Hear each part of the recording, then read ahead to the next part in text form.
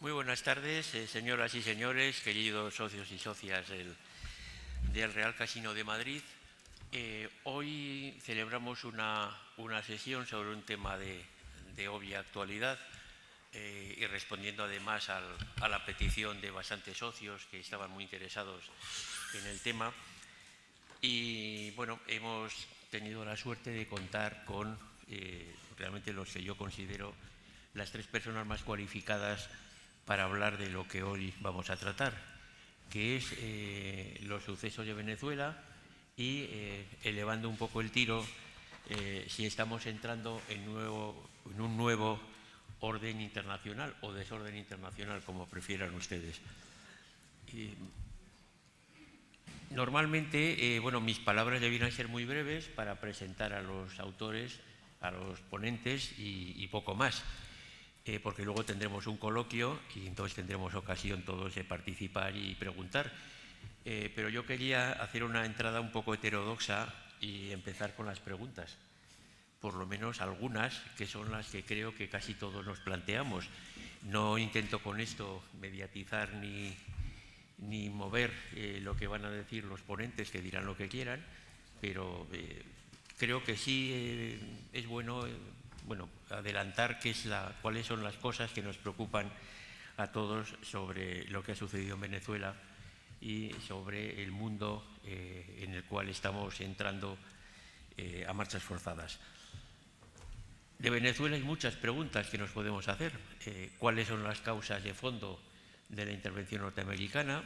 Si ha sido frenar el narcotráfico y resolver el problema del fentanilo, si ha sido controlar el petróleo en detrimento de China y de Cuba, si el problema ha sido frenar una posible o creciente penetración de potencias hostiles que podían llegar a una situación que nos recordara la crisis de los misiles del año 62, o es una mezcla de todo ello, o hay alguna otra razón adicional. Aparte del por qué viene el cómo. Es decir, cómo es que la solución después de la abducción de Maduro ha sido mantener a su régimen con Delcy Rodríguez al frente.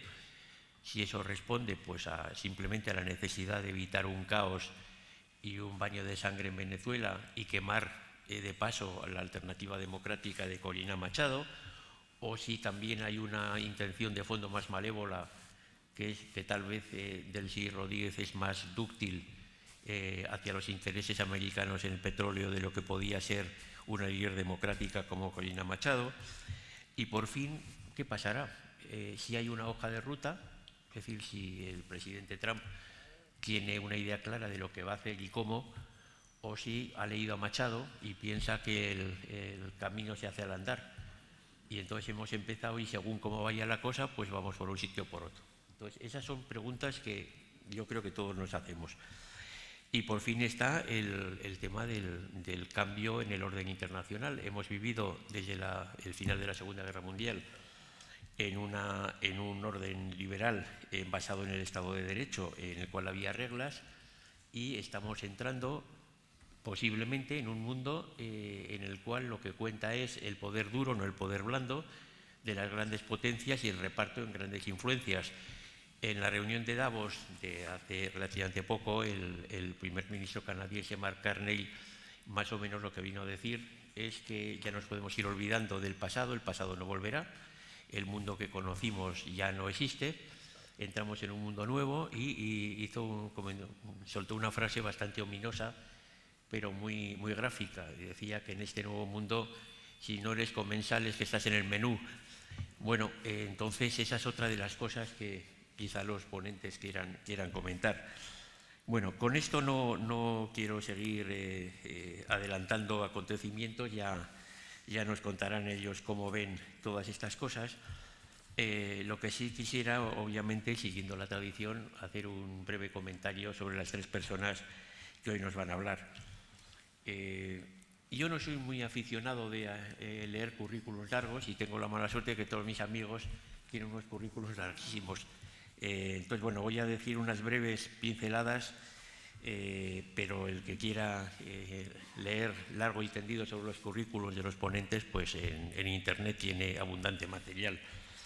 Florentino Portero es doctor en Historia, es historiador, es analista de Relaciones Internacionales, ha sido miembro fundador del Grupo de Estudios Estratégicos, profesor de Historia Contemporánea de la Universidad Nacional a Distancia y habitual colaborador de prensa, conferenciante también habitual, autor de bastantes libros y publicaciones y una autoridad reconocida e indiscutida en materia de política internacional.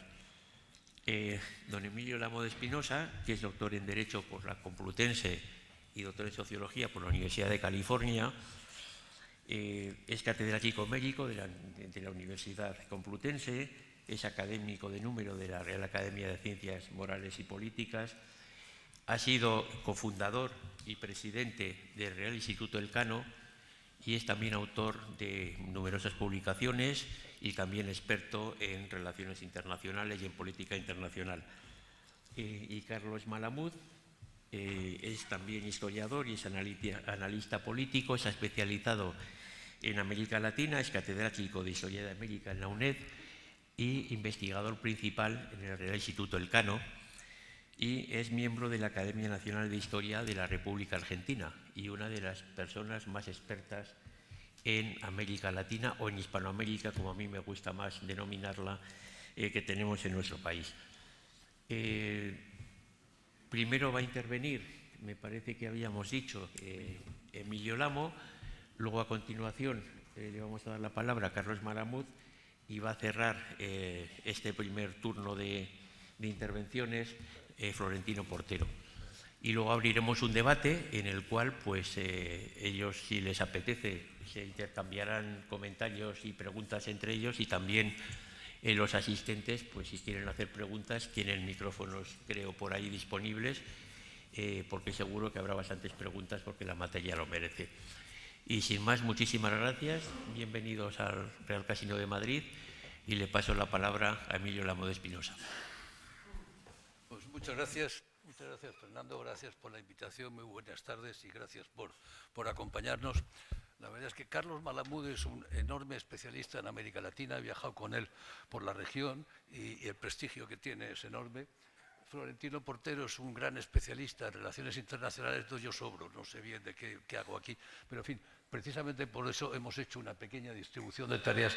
Yo creo que voy a comenzar, me parece que era importante. Yo creo que el tema central que nos trae aquí hoy es la incertidumbre sobre la posible transición a la democracia en Venezuela y en qué medida la intervención de Trump camina en esa dirección o no camina en esa dirección. Yo creo que ese es el tema central que nos preocupa, pero para entender eso tenemos que saber qué es Venezuela. Y lo que voy a hacer es un poco hacer una pequeña presentación de la situación actual de Venezuela, porque es fundamental para entender el posible desarrollo de los acontecimientos, ¿no? Yo creo que, para comenzar, Venezuela es el ejemplo clásico de un Estado, de un país que, teniendo un enorme potencial de recursos, sin embargo, se hunde a sí mismo por la mala gestión de las élites políticas, de las élites económicas y también, hay que mencionarlo, por malas opciones de la población. No siempre la democracia es eficiente. Es lo que los técnicos internacionales y los politólogos llaman la maldición de los recursos, un petroestado, un Estado que se basa estrictamente en un único producto, lo que genera muy baja productividad, dependencia económica y una muy alta vulnerabilidad a los precios internacionales. Con esos recursos se compra legitimidad de las élites, se compran élites económicas, militares y sociales. Esto da lugar a corrupción y esa corrupción genera instituciones enormemente frágiles. Noam Chomsky, en relación con un país parecido, Rusia, dijo que era una cleptocracia petrolera. Y yo creo que es una excelente definición de lo que es Venezuela. Es una cleptocracia petrolera, ¿no? ¿Por qué es importante Venezuela en este momento? ¿Por qué interesa a Estados Unidos de este modo? Yo creo que por 3 o 4 razones. La primera, sin duda, ya se ha mencionado, es por el petróleo, por la energía, el volumen enorme de reservas probadas de petróleo, los más de 300.000 millones de barriles de crudo, aunque hay estimaciones que lo reducen significativamente a un poco más de 100.000. Sería aproximadamente el 20% de las reservas mundiales. Es cierto que es un petróleo de mala calidad, pero es evidente que es una gran potencia petrolera. En segundo lugar, es un hub de redes regionales de narcotráfico y de narcoterrorismo. No es un productor de fentanilo, no es un productor, pero sí es, por así decirlo, un lugar de refugio, de distribución, una especie de estado plataforma para las redes de narcotráfico en América Latina, que más bien van de Colombia por Centroamérica, acaban en México en manos de los cárteles, y son los cárteles mexicanos quienes las introducen en los Estados Unidos. Pero tiene un papel central como Estado protector de todas esas redes. En tercer lugar, Argentina está siendo todavía, y este es uno de los temas claros de la intervención, es cabeza de playa para potencias extrahemisféricas que han penetrado en Venezuela y tienen allí una base de operaciones para el hemisferio. Estoy pensando, por supuesto, en Rusia, China e incluso Irán, y la relación con Irán es una relación muy, muy singular. Finalmente, es evidente que Venezuela, por todo esto, es un factor de desestabilización regional con Colombia, con problemas fronterizos, la inmigración brutal, 8 millones distribuidos por el mundo, y sobre todo su impacto inmediato en Cuba.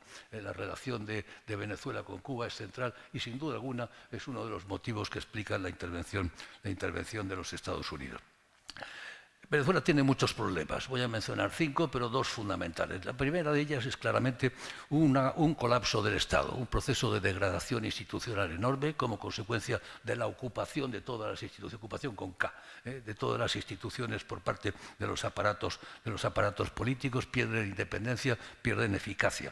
Eso ha dado lugar, en segundo lugar, a una externalización del monopolio de la violencia. Es decir, el Estado no tiene el monopolio de la violencia, el Estado depende de actores externos que son los que en este momento administran la violencia en diversos espacios y ciudades. Y en tercer lugar, como decía antes, la corrupción. La corrupción en Venezuela es más que un problema moral, en primer lugar es un modo de gobierno, es un modo de realizar y llevar a cabo el gobierno. En segundo lugar, es un mecanismo de cohesión de élites a las que se les compra justamente con corrección. Y tercer lugar, y esto es muy importante, es el sustituto de instituciones informales. Digamos que el sistema no funciona sin corrupción, lo que hace muy difícil eliminarla, porque si la eliminas los mecanismos que hacen funcionar el sistema. Por tanto, problema muy serio de la corrupción. Primero, colapso del Estado. Segundo, colapso de la economía. Es evidente, el colapso de la economía ha sido brutal. Ha sufrido una caída brutal de su economía por la mala gestión, sin duda alguna, con contracciones muy profundas del PIB. Cuando Chávez llegó al poder, en el año 99, el PIB nominal era de aproximadamente 97.000 millones de dólares. Para el año 2012 había crecido espectacularmente hasta 370.000. En este momento está por debajo de los 110.000 aproximadamente. Por lo tanto, una catástrofe económica enorme, que a su vez, tercero, ha generado una catástrofe social y demográfica. La inflación está disparada por encima del 500%, se espera que pueda subir del 600% el año próximo, y la pobreza es enorme. Se estima que más del 80% de la población de Venezuela vive en condiciones de pobreza, y de ellos la mitad en condiciones de pobreza extrema. Bueno, hablamos del PIB per cápita. Venezuela tiene un PIB per cápita de unos $4.000, algo menos de $4.000, que es menos que Marruecos. De América Latina, el único país más pobre es Haití. Venezuela tiene más o menos el mismo PIB per cápita. Esta situación de pobreza ha dado lugar a una fuga enorme, una inmigración salvaje, como decía, 8 millones de 30 millones de habitantes aproximadamente. Es un porcentaje brutal, lo que implica a su vez una pérdida enorme de capital humano que va a ser necesario, va a ser crítico en el caso de abordar una recuperación del país. Yo señalaría en cuarto lugar, y esto no sé si Carlos estará de acuerdo conmigo, una crisis de legitimidad política. Hay un cansancio en la población, hay un aburrimiento, ha habido un mareo con el apoyo internacional a unos y a otros, y en este momento hay una crisis de legitimidad, de modo que en el sistema no creen ya ni sus propios beneficiarios. Eso facilita otra corrupción, es decir, la compra de voluntades internas, pero el hecho es que en este momento ni los beneficiarios creen en el sistema. Y finalmente, Venezuela tiene en este momento, lo mencionaba antes, una inserción internacional tóxica, es decir, está aliada con Rusia, con China, con Cuba, que más que contribuir a su desarrollo son alianzas extractivas, ¿no? Digamos que, por terminar, Venezuela no tiene un problema, tiene un equilibrio perverso. Es un equilibrio estable, es un equilibrio en buena medida destructivo. Y las transiciones han ido fracasando porque romper ese equilibrio tiene en este momento costes inmediatos para actores armados y para las élites. Yo creo que el problema fundamental, y seguro que lo veremos después para la transición, es justamente el problema de desarmar, de recuperar el monopolio de la violencia por parte del Estado, que está externalizada, como digo, en los colectivos, en militares, en las avispas negras cubanas, los militares cubanos que están insertados en todo el sistema. Es decir, hay un problema muy grave de control de la violencia. Yo lo dejo aquí, Fernando, si te parece, lo dejo aquí, y luego seguiremos hablando más bien sobre los riesgos de la transición y en qué medida el proyecto de Trump es un proyecto viable o no lo es. Lo dejo aquí. Gracias. Muchas gracias, Emilio. Le pasamos la palabra a Carlos Malamud. Buenas tardes a todos. Muchas gracias, Fernando, por esta invitación y sobre todo por la posibilidad de estar rodeado de tan buenos amigos. Hay un viejo refrán español que dice que Fray Modesto nunca llegó a Deán, pero de hecho Emilio Lamo de Espinosa es un poco la excepción de este viejo refrán. Y buena parte de mi carrera académica, tanto en la Fundación Ortega y Gasset como en el Instituto Elcano, lo hice de su mano, una mano inspiradora de múltiples maneras. Pero vamos a las cosas, venezolanos a las cosas, que diría Ortega. Y comencemos entonces por el llamado corolario Trump de la doctrina Monroe, la tan famosa Donroe, que de alguna manera tiene dos objetivos muy claros, vinculados los dos a la renovada visión, al renovado interés, después de muchas décadas de abandono, de Estados Unidos de América Latina. Un interés que tiene un doble objetivo, como decía, por un lado, garantizar la defensa de las fronteras interiores, eso que se ha dado en llamar la Homeland Security,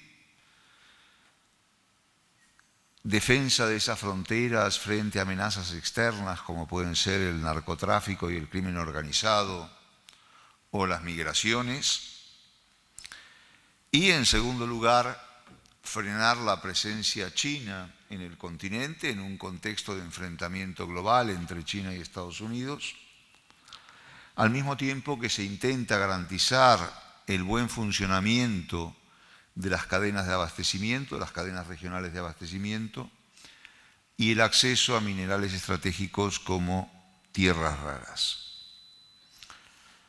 La doctrina Donroe, o el corolario Trump de la doctrina Monroe, comenzó a aplicarse, de hecho, meses atrás de que se hiciera público a través de la estrategia de seguridad nacional, y lo vimos, por ejemplo, en el apoyo de Donald Trump a candidatos políticos como el ya presidente de Honduras, Asfura, o los candidatos legislativos de Javier Milei en Argentina. Pero con una nota de chantaje importante vinculada con la decisión de si no ganan mis candidatos, retiro el apoyo estadounidense al país en cuestión. Fue curioso, pero muy pocos días después de conocerse la doctrina de la seguridad nacional, se hizo público un documento similar de China sobre América Latina, y más allá de que ambos son obviamente hegemónicos o intentan imponer su hegemonía en la región, contrastan los buenos modos chinos con la rudeza estadounidense. Ahora, dicho esto, la cuestión es cómo se llega a la exfiltración de Maduro, qué es lo que lo hace posible. Y esto está vinculado a un despliegue militar y naval que comienza a desplegarse en septiembre pasado, que moviliza más de una decena de naves de combate de la Marina estadounidense, incluyendo un submarino nuclear y un portaaviones de gran tamaño. Implica también el bombardeo de más de 10 supuestas narcolanchas e inclusive el ataque contra unas instalaciones portuarias donde teóricamente se estaba cargando droga. Preguntaba Fernando sobre las causas de esta cuestión. Mencionó algunas. Las primeras que se pusieron en cuestión fueron, por un lado, el narcotráfico, lo cual es verdad y no es verdad. No es verdad porque de lo que se queja Trump y el gobierno de Estados Unidos es de la plaga del fentanilo que causa decenas o centenares de miles de muertos en las ciudades norteamericanas, pero fentanilo que no sale de Venezuela. Venezuela no tiene capacidad de producir fentanilo. Las drogas que se embarcan en los puertos venezolanos vienen a Europa, es básicamente cocaína. El fentanilo va por el Pacífico, igual que la droga que abastece al mercado estadounidense va por el Pacífico, no por el Caribe. El Caribe se cerró para el narcotráfico después de que este fuera un azote en las costas de Florida, al cual se intentó poner coto. Pero el narcotráfico tiene algo de verdad vinculado con la necesidad de establecer un relato que permitiera justificar este despliegue militar. Para eso hubo que definir al Tren de Aragua como una organización narcoterrorista. Inclusive se le dio más entidad de la que tiene al famoso cártel de los soles. Y no fue casual que el día en que Nicolás Maduro, sacado de Caracas, es bajado del helicóptero y conducido a su cárcel en Brooklyn, lo hace escoltado por agentes que se identifican como pertenecientes a la DEA, es decir, a la agencia que combate el narcotráfico. Porque esto permitió, de alguna manera, eludir el control del Congreso para autorizar el movimiento de tropas que se estaba produciendo. De forma tal que la captura de Maduro fue una especie de comisión rogatoria que iba con una orden de registro firmada por un juez a recabar la presencia del dictador ante la justicia estadounidense. Segundo argumento que se menciona, el cambio de régimen.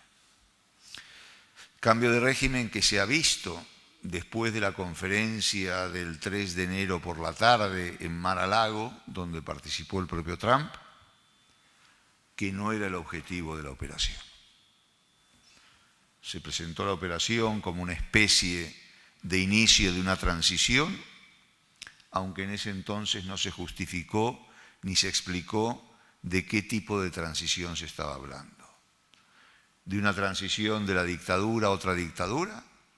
¿De una transición de la dictadura a la democracia como la entendíamos en los años 80 o 90 del siglo pasado? ¿O de una transición meramente económica? Y ahí es donde emergen algunas otras cuestiones, algunas de las cuales las planteaba Fernando. En primer lugar, el petróleo, que fue presentado por Trump crudamente como la madre de todas las batallas o la madre de todos los intereses, en una locución grandilocuente, al mejor estilo de Trump, donde planteaba que las empresas norteamericanas del sector, ávidas por invertir en Venezuela, iban a poner los 1.500 millones de dólares aproximadamente para hacer que sistema petrolero venezolano volviera a funcionar rápidamente.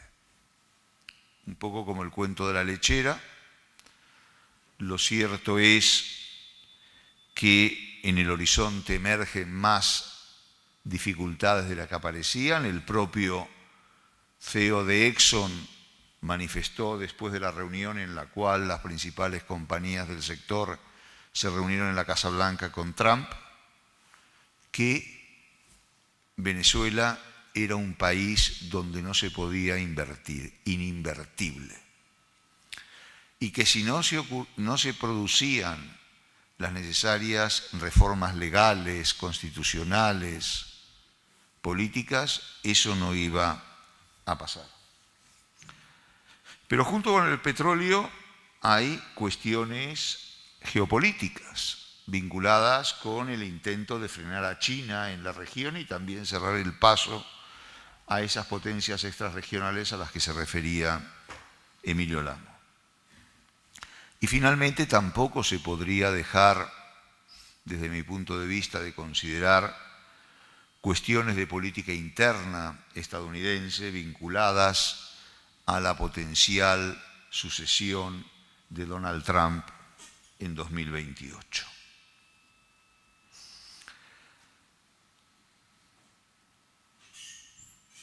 Y luego hay una pregunta que se formulaba Fernando y que es clave.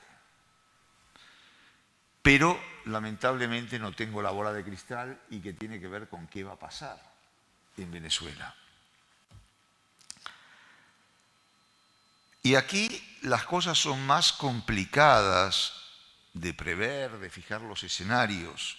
Primero, porque prácticamente ninguna operación de este tipo, es decir, ninguna operación armada orquestada desde el exterior y que quiere modificar una realidad de un tercer país, suele tener éxito.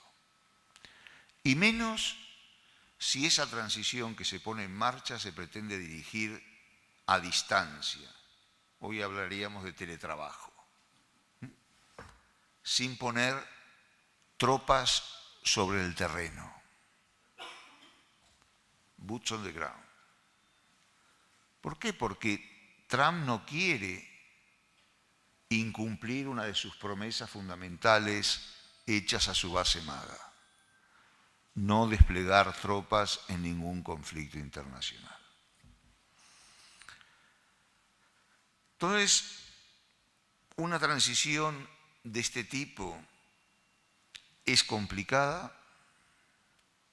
Es complicada porque intervienen sobre ella fenómenos que se están fraguando en Estados Unidos al tiempo que fenómenos que se están fraguando y que están teniendo lugar en Venezuela, que a veces pueden converger, pero muchas veces pueden diverger y marcar cuestiones contradictorias. Obviamente que en el deseo de mantener la estructura, la matriz del chavismo, del madurismo,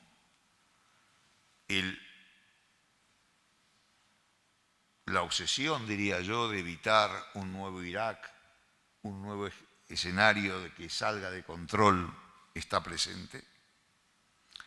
Y esto ha dejado totalmente fuera de lugar a la oposición venezolana, a María Corina Machado. Hay otra cuestión que hay que tener presente, que la esbozaba Emilio también, que es la presencia en Venezuela de diversos actores armados que en cualquier momento pueden desestabilizar totalmente la situación. Tenemos en primer lugar a los colectivos, esos grupos paramilitares chavistas, conducidos por el ministro de Interior, Justicia y Paz, SIC, esto es textual, Diosdado Cabello, que tiene un programa de televisión que se llama Con el mazo dando. Buen lema para un ministro de la Paz. En segundo lugar, bueno, y colectivos que están sembrando el terror en las calles de Caracas y de las principales ciudades de Venezuela, aumentando brutalmente la represión. En segundo lugar, grupos vinculados al crimen organizado, como el Tren de Aragua. En tercer lugar, las disidencias de la FARC y el ELN colombianas, que tienen control territorial no solo en zonas cercanas a la frontera de Colombia. En cuarto lugar, grupos operativos, algunos durmientes, otros no tanto, de Hezbollah y otros grupos islamistas. Y finalmente, los militares.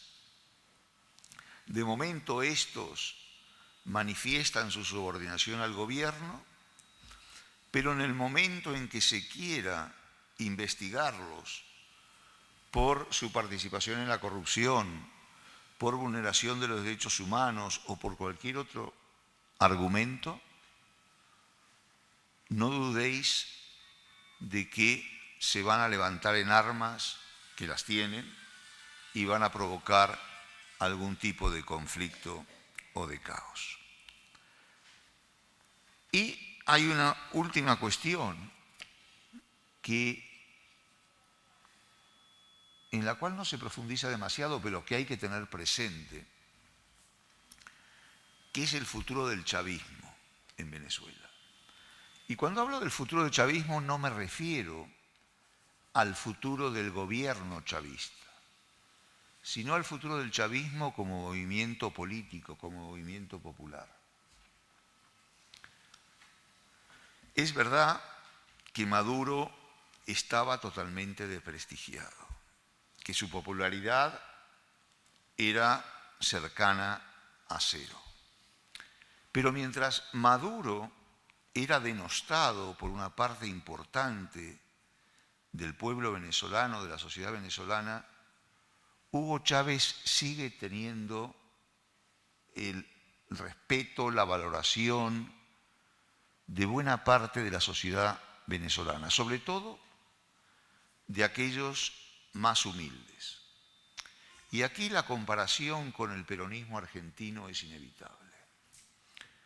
Después de que fue removido del poder en 1955 por un golpe militar y tuvo que salir exiliado del país y terminó recalando en Madrid, en Puerta de Hierro, el líder Juan Perón,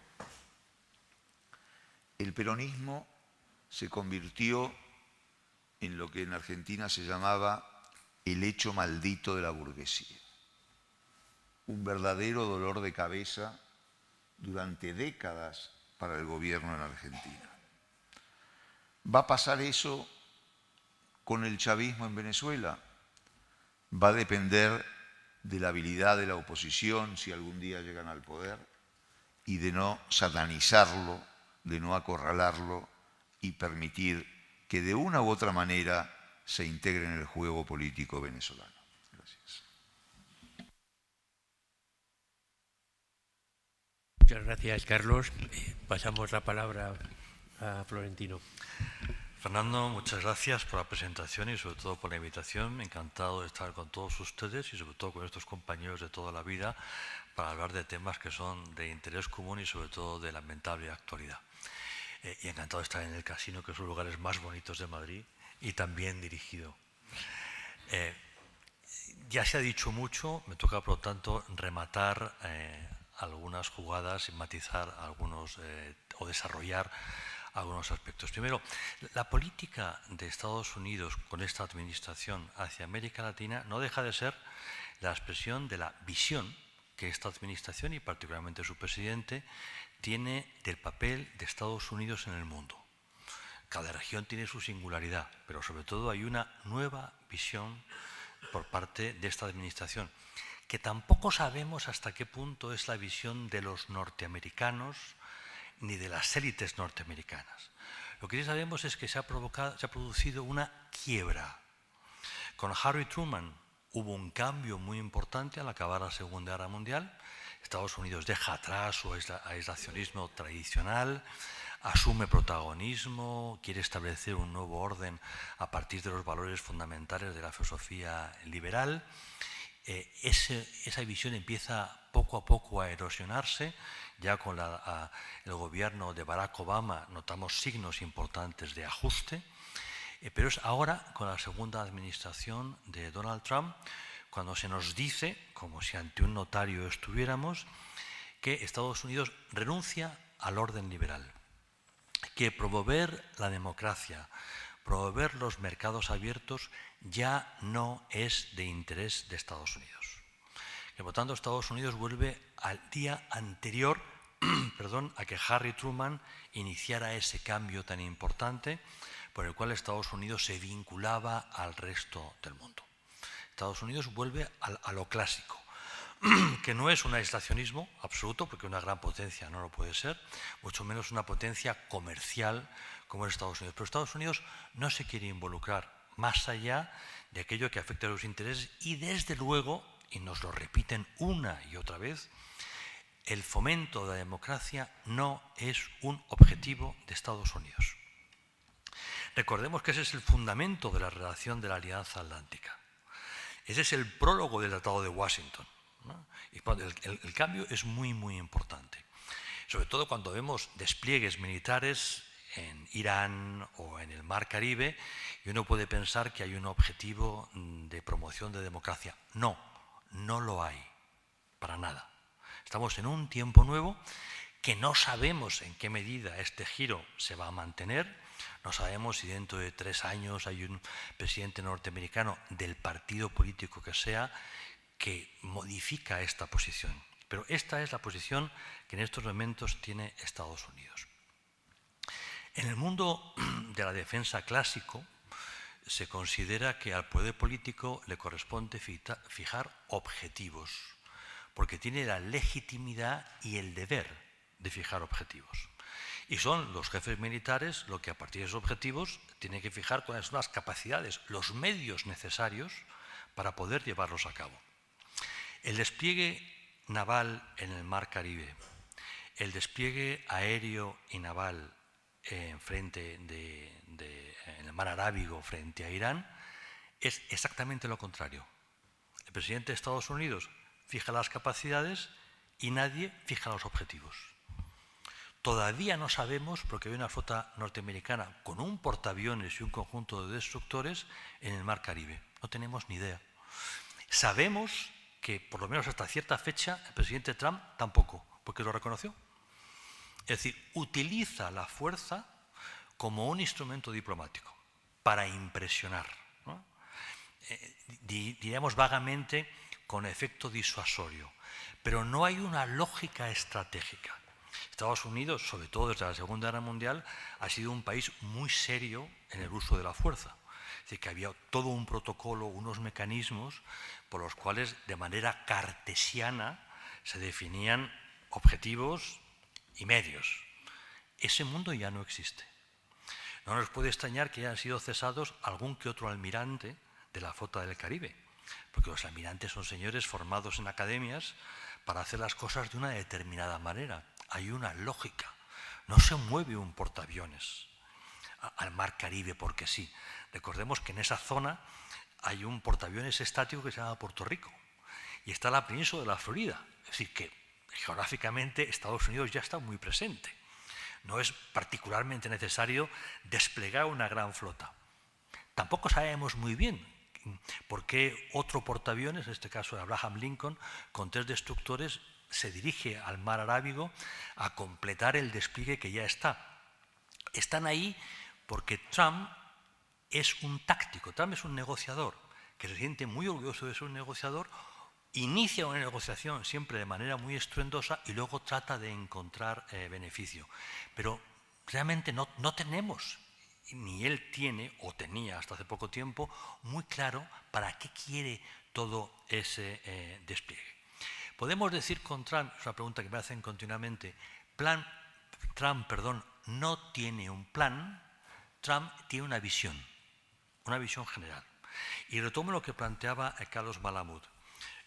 Estados Unidos tiene por una parte una política tradicional que remonta al año 1823, si mal no recuerdo, que es la doctrina Monroe. En realidad es la doctrina del entonces secretario de Estado, Quincy Adams, que luego fue presidente de Estados Unidos. Lo fundamental es América para los americanos, es decir, aprovechando que España se hunde en el hemisferio, las independencias, el mensaje norteamericano, unos Estados Unidos que está todavía in the making, está haciéndose. Todavía a Estados Unidos le falta mucho para tener el pleno control del territorio de lo que ahora es Estados Unidos. Estados Unidos lo que dice es, no queremos ver potencias extranjeras, que entonces eran europeas. Y poco a poco, y en esta lógica también está 1898.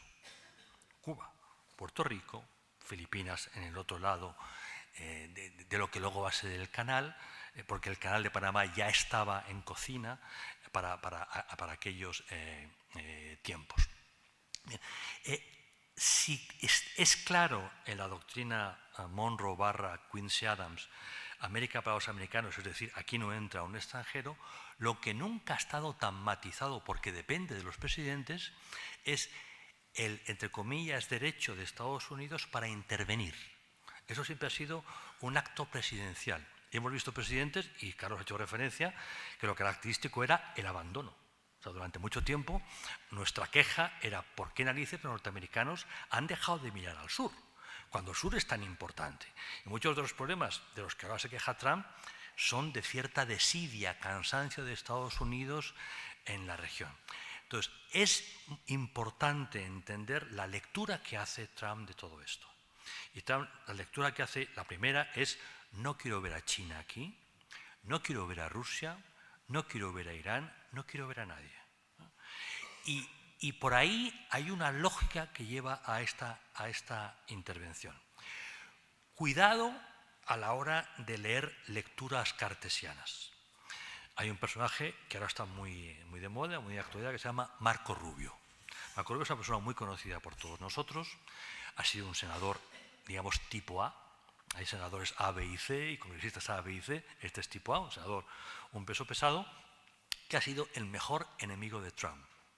El desprecio de Trump por Marco Rubio es formidable. La razón de que Marco Rubio sea secretario de Estado no es porque el presidente Trump tenga una gran confianza en él, que no tiene ninguna, sino porque su jefa de gabinete, que es una señora muy importante, una líder política en Florida, le explicó a Trump que tenían que estar presentes todas las ramas del partido. Y como Trump desprecia a los diplomáticos, pensó que Marco Rubio era perfecto para estar ahí porque él no iba a hacer ningún caso a los diplomáticos, cosa que sigue siendo cierto. Ni los diplomáticos ni los militares tienen audiencia directa al núcleo del poder de Trump. Marco Rubio es un político clásico, nosotros llamaríamos un animal político, es decir, tiene muy claro que no se puede dejar espacio al enemigo, que el espacio hay que ocuparlo, y que más vale ser secretario de Estado de Trump que no estar en la administración de Trump. Bien, no estando en el núcleo, no participando de verdad en el toma de decisión, lo que hace es una función muy torera, que es coger el toro y a base de medias verónicas ir orientándolo. Marco Rubio aporta en sus intervenciones en los medios de comunicación, que son muchas y muy importantes, o desde luego cuando va al Senado a ver a sus amigos y compañeros, una lógica, un orden que no está en la mente del presidente Trump ni en el núcleo de Trump. Donde no hay diplomáticos, donde no hay militares, hay amigos del mundo de los negocios, no siempre ejemplares, que le alaban en el sueño de que estando cerca de él harán negocio. Y están en ello. Están tratando de hacer negocios en Rusia, están tratando de hacer negocios en distintos lugares cerca de él. Pero no hay una visión estratégica en su entorno y él, por carácter, no siente necesidad de ello. Marco Rubio, por lo tanto, nos da una imagen un tanto distorsionada que nos gusta, porque por lo menos la entendemos, pero que no debemos caer en la trampa de pensar que es la visión de Trump, porque no es la visión de Trump. Pero es cierto que Marco Rubio está haciendo un gran trabajo. No solamente digamos, poniendo orden en el discurso, sino también canalizando los actos de Trump en la línea que él quiere. Él sí quiere promover la democracia. Él sí quiere transformar Venezuela, Cuba y más sitios. Él sí conoce todo el problema de la inestabilidad de la región por el creciente peso del crimen organizado, que es mucho más que el narcotráfico. Lamentablemente, desde Ecuador a Venezuela, Centroamérica y que a veces en otros lugares, digamos, el vacío de poder en gran medida se debe a lo que Emilio Ramos estaba comentando al principio, de la falta de crédito de los políticos parlamentarios a la hora de no resolver los problemas de la gente, pues todo eso está creando unos vacíos y lo está ocupando quien no debería. Marco Rubio es muy consciente de todo eso y trata de que las situaciones que Trump crea de aquella manera, canalizarlas hacia la necesidad del Estado de Derecho. Es muy difícil combatir el narcotráfico sin jueces independientes y sin un Estado de Derecho. Es muy difícil. Y como comentaba Carlos, colocar boots on the ground, ¿qué cantidad de boots on the ground hace falta para combatir el crimen organizado solamente desde Ecuador a Venezuela? ¿Estamos hablando de 700.000 hombres o de 1.200.000? Y de la geografía, que se parece mucho más a Vietnam que a Irak. Son cosas muy serias. Y por eso, cuando vemos una flota desplegada y determinados comentarios, la pregunta que nos hacemos todos es ¿y para qué? ¿A dónde va? No lo sabe. Lo que sí ha hecho, y en su lógica está muy bien hecho, es el tema del petróleo. Y me explico. Estados Unidos no necesita energía. Tiene excedente de energía. De hecho, hay, digamos, procedimientos de generación de energía que no están utilizando porque ya no son rentables. El único beneficio directo en términos, digamos, económicos básicos son las refinerías de la costa este, que están, digamos, acostumbradas a manejar ese petróleo espantoso, casi sólido de Venezuela y lo pueden rentabilizar. La visión de Trump no es tanto económica, y hemos visto el choque a que se ha hecho referencia aquí con los líderes de las empresas petroleras norteamericanas que no tienen ningún interés en meterse en ese lío. Es el acabar con el mercado del petróleo que tiene Venezuela con China, que tiene Venezuela con Cuba y con otros actores de este tipo, que es básicamente intercambio. Y eso es realmente la visión actual de la doctrina Monroe. O sea, usted no va a estar aquí haciendo favores a esta gente a cambio de petróleo. Usted podrá, y lo ha dicho Trump, comprar todo el petróleo que quiera, y refinado, y como Dios manda, y usted va a pagar en el mercado. Y desde luego es una manera más de Trump de controlar un mercado general, que afecta no solamente al Caribe, que afecta a todo el planeta, y también a Irán, que es otro elemento muy importante. Para mí y para tanta gente que se dedica a este tema, de la misma manera que hemos entendido la operación del petróleo en la perspectiva clásica de la doctrina Monroe, yo no entiendo nada de qué tiene que ver esto con el crimen organizado y con el narcotráfico. No lo entiendo. Para nada. O sea, no sé qué pinta un portaaviones. Portaaviones desplazan más o menos 100 aviones. Estados Unidos tiene 11 portaaviones, cada portaaviones desplaza más o menos 100 aviones, de los cuales 80 son cazas, entre F-18 y F-35. Luego son aviones de interrupción del espacio electromagnético y helicópteros y demás. Una flota desplaza, evidentemente, unidades de infantería de marina, que se llama evidentemente infantería embarcada. Yo no sé qué necesidad tienes de infantería embarcada en el Caribe si tienes la Florida al lado. Son cosas muy raras. Pero pensar que chantajeando a la señora Rodríguez se va a desmontar el mundo del crimen organizado y, entre otros, el narco en Venezuela, las piezas no casan de ninguna manera. Si es que el famoso cártel de los soles es una sinvergonzonería sencilla. Son generales corruptos que dejan pasar la droga que viene básicamente de Colombia hacia Guadalquivir, por cierto, en gran medida, y ponen la mano. Pero no es un cártel clásico de gente que esté cultivando y elaborando. Como mucho hemos visto algunos casos donde la pasta de coca se convierte en cocaína en algún puerto venezolano. Pero no es un lugar de fabricación y de elaboración de droga. Es sinvergonzonería de unos generales que han decidido establecer una aduana donde ellos se quedan con parte del negocio. Pero Venezuela, como cada vez más la región, es una confederación de bandas.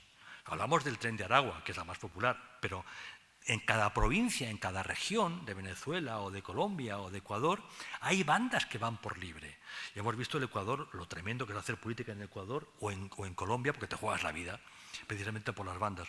O cómo ahora se eligen democráticamente los jueces en México, que es decir, que la banda de cada lugar decide exactamente quién va a ser el magistrado que se va a ocupar del tema. Esos son los temas de verdad importantes y eso no tiene nada que ver con una flota. Eso tiene que ver con promoción de la democracia. Tiene que ver con promoción del Estado de Derecho, tiene que ver con magistrados independientes, tiene que ver con el discurso de Marco Rubio, pero no tiene que ver con el discurso de Trump y sus compañeros de viaje. Así que ahí estamos todos perplejos y recurremos, como no, a la humildad de decir, no tenemos ni idea, pero sospechamos que Trump tampoco tiene mucha idea de lo que está haciendo. Ha jugado bien una baza, que es la del petróleo, con China y demás, pero a partir de ahí el diálogo de Marco Rubio con la señora Rodríguez va a ser un diálogo de película de los hermanos Marx. Va a ser curioso, porque tampoco esta señora manda tanto, o sea, ni siquiera ella manda en el régimen bolivariano. Lo he dicho antes, Carlos, los que mandan son Padrino y Diosdado Cabello. Esos son los capos, porque tienen la fuerza, tienen la violencia en sus manos, ¿no? Uno, la fuerza, digamos, reglamentada, el ejército, y el otro la fuerza no reglamentada, la fuerza irregular, las bandas. Pero, bueno, vamos a entretenernos mucho siguiendo el tema, pero cuidado, la estabilidad de la región está cogida con alfileres, se pueden cometer graves errores y complicar aún más la situación, y estamos viendo a muchos líderes venezolanos afincados en Estados Unidos enviar mensajes de cuidado, prudencia, que la situación está muy mal, pero puede empeorar. Y se trata de que por lo menos no empeore, ¿no? Sino que la podamos reconducir. Don Fernando, muchas gracias. Muchísimas gracias, Florentino. Entonces pasamos a la segunda parte, que es el debate o el coloquio, como le queramos llamar. Antes de pasar la palabra a los asistentes para que formulen las preguntas, yo tenía 4 preguntas, digamos, para la mesa solo. A ver, algunas están parcialmente contestadas y otras, más que preguntas, son, digamos, provocaciones, ¿no? La primera era más bien para Carlos Malamud, pero realmente para todos. ¿Puede haber una transición en Venezuela? Al final, bueno, la respuesta que hemos recibido más o menos es que no lo sabemos. Pero es que, claro, no tiene nada que ver con la transición española. Nada. Ya no es que Delcy no sea Juan Carlos I, pero es que en España había una cosa muy importante, había un Estado de Derecho, había instituciones, había jueces, había un Estado, o sea, había jueces, había policías, había la Guardia Civil, había la Administración Civil del Estado con cuerpos independientes y neutrales. De la ley a la ley, porque claro, había ley. Exacto, es que había ley. Y en Venezuela esto no existe. Entonces, la pregunta es si es posible que haya una transición en Venezuela y si una banda de ladrones y asesinos pueden hacer una transición. La segunda pregunta, y también la empezaba a contestar Florentino, pero no la ha terminado de rematar. ¿Es irreversible todo esto del cambio del nuevo orden internacional? O sea, Trump se va. ¿Hasta qué punto Trump ha conseguido, no digo pervertir, pero bueno, por lo menos cambiar al Partido Republicano? Y es decir, ¿hasta qué punto el Partido Republicano es ahora más trumpista que republicano? ¿Y qué va a pasar con los demócratas? Porque claro, el señor Trump en gran parte es presidente de los Estados Unidos porque lo que tenía enfrente era para echarlo de comer aparte. O sea, un señor absolutamente incapacitado y luego sustituido por una señora que provocaba inmenso rechazo en una parte muy sustancial del pueblo americano. Entonces, ¿qué va a pasar después de Trump? ¿Es irreversible todo esto? La tercera, a ver, me da la impresión de que Trump habla más de lo que hace. Es decir, habla mucho y amenaza mucho y hace mucho menos, probablemente porque tampoco hace falta que haga mucho. Al final, lo que ha hecho es utilizar el arma de los aranceles de una forma enloquecida y además incomprensible, que eso no cambia el orden internacional, eso es una facultad puramente doméstica de los países. Y luego en Groenlandia ha hablado y amenazado, pero hacer no ha hecho nada. Entonces, realmente lo que ha hecho de verdad ha sido bombardear Irán, y capturar a Maduro. Y en ambos casos sin comprometer tropas, lo cual en el caso de Venezuela es importantísimo porque, claro, cuando se produce el secuestro de Maduro, bueno, la captura de Maduro, para un hispanoamericano, incluso para un español, hay un sentimiento un poco, por una parte, la enorme alegría de que, bueno, pues a un tirano asesino lo han capturado, y por otra, claro, el recuerdo ominoso del intervencionismo americano. Las tropas americanas entrando en un país hispanoamericano, ¿no? Y eso no se ha producido porque no ha habido invasión. Con lo cual, al final, yo lo he leído en algún sitio, no se me ha ocurrido a mí, por supuesto, pero lo que está haciendo Trump es utilizando la estrategia del loco. Cuando tienes un loco enfrente y piensas que es capaz de cualquier cosa, pues tiene mucho ganado, porque claro, te da miedo.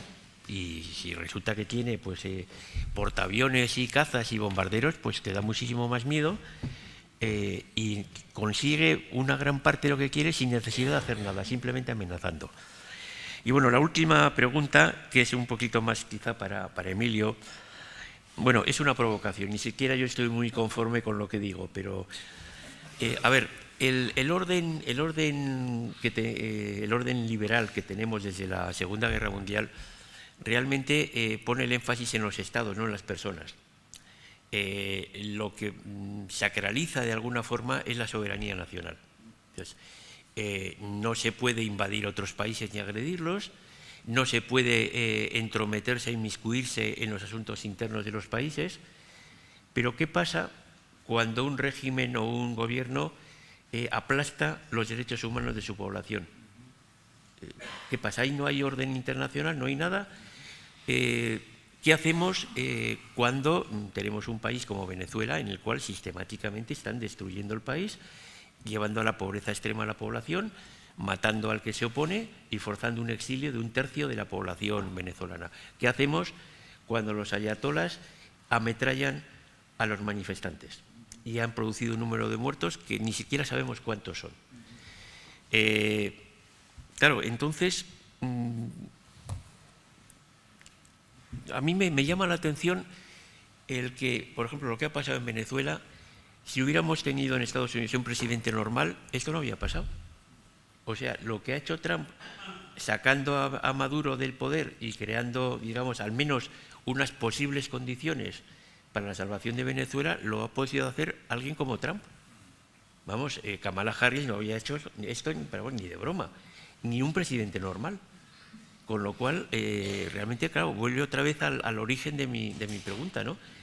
El orden internacional que tenemos desde la Segunda Guerra Mundial está incompleto en el sentido de que al final no garantiza los derechos humanos de las poblaciones, que en último extremo es lo que importa.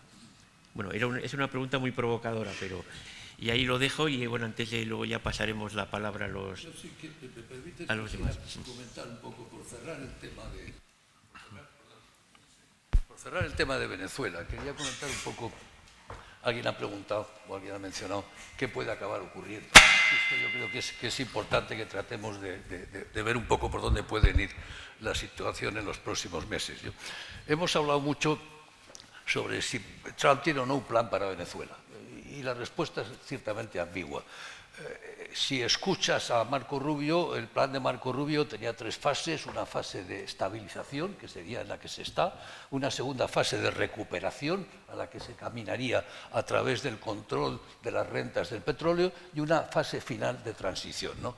Pero ni Marco Rubio ni Trump han fijado un calendario, no han fijado cuándo va a haber elecciones, cuál es la liberación de los presos, el retorno de los exiliados. Nada de todo eso figura en ese plan.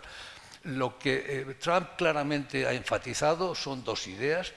La primera, que es más bien metodológica, que es la de seguridad y orden, es decir, que es el pacto con Delcy Rodríguez frente a Corina Machado. ¿Qué es lo que hay detrás de ello? Lo que hay detrás de ello es evidentemente el intento de evitar el error que cometió Estados Unidos en la invasión de Irak.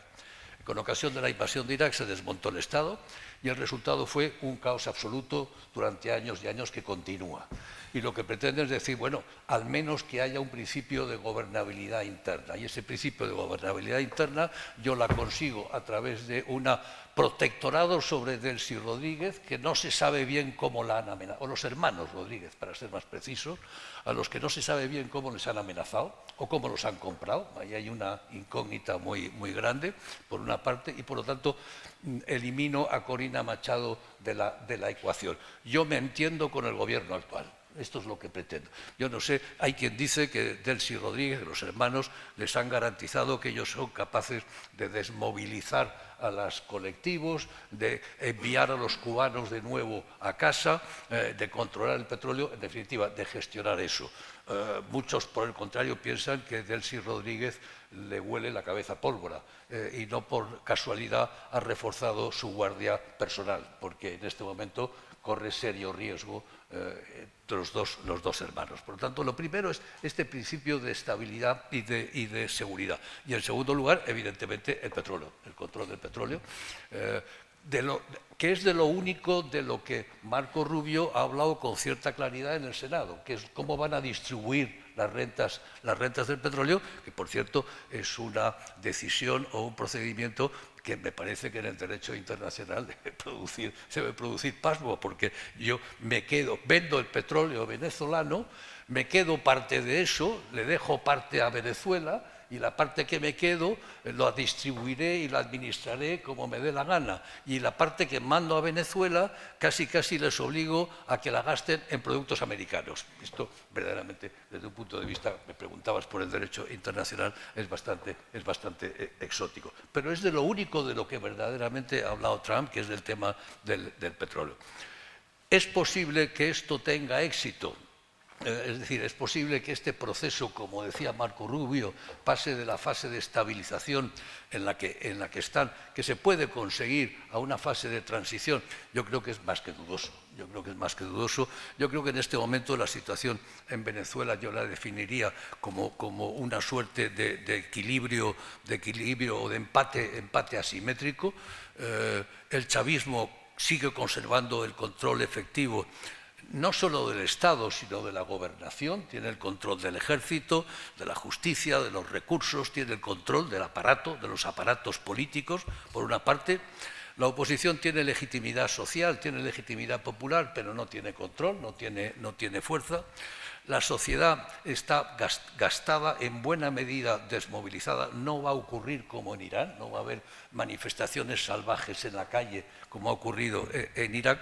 Y los actores internacionales, lo mencionábamos antes, lo mencionaba claramente Florentino, internacionales, la Unión Europea o Estados Unidos, no están dispuestos a pagar el precio que exigiría una verdadera transición democrática. No van a poner botas en el terreno, no van a enviar soldados. Y mientras que esto no ocurra, la probabilidad mayor es que se mantenga transitoriamente una suerte de protectorado por parte de Estados Unidos sobre lo que allí ocurre, en tanto en cuanto los hermanos Rodríguez mantengan al menos la apariencia de que controlan la situación, que no es nada seguro, que yo creo que eso puede estallar en cualquier momento.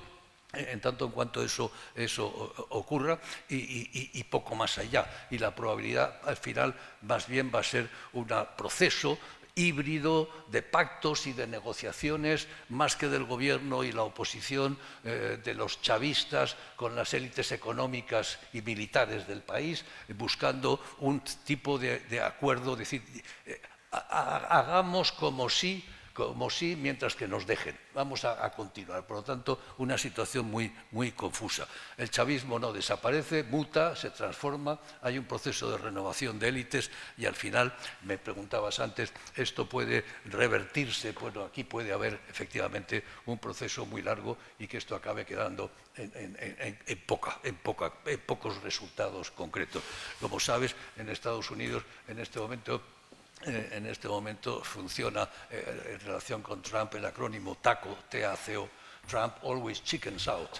Trump siempre da marcha atrás, siempre al final se acobarda. Bueno, pues yo creo que en este tema él sabe y le han hecho ver que la probabilidad de movilizar realmente una transición democrática en Venezuela es muy baja y que no es capaz de movilizar fuerzas para ello.